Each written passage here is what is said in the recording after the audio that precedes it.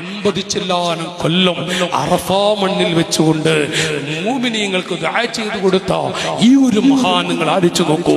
കൂട്ടത്തിൽ ഒരു നല്ല മനുഷ്യൻ വിവരമില്ലാത്തത് കൊണ്ടാണ് ഒരു ഹാജിയ ഉസ്താദിൽ നിന്ന് കളിയാക്കി ഇയാള് അറഫയിൽ വെച്ചിട്ട്. പക്ഷേ ഉസ്താദിന്റെ ദുആയിൽ ഈ സാധു മനുഷ്യനൊന്ന് കൂടിയപ്പോൾ അവിടുന്ന് കരഞ്ഞു.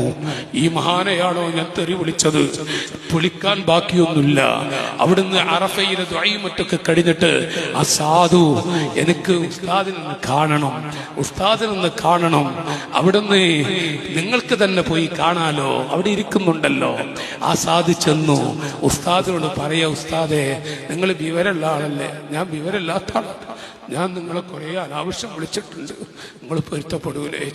നമ്മളെ ഉസ്താദ് അയാളുടെ തലയിൽ കൈവച്ചിട്ട് പറഞ്ഞു, ആചാര്യ ഞാനെല്ലാം പൊരുത്തപ്പെട്ടു, ഒരാളോടൊന്നുമില്ല, എന്തെങ്കിലുമൊക്കെ ചെയ്ത് മരിക്കണം എന്ന് ആഗ്രഹമുണ്ട്, ഒരാളോടൊന്നുമില്ല.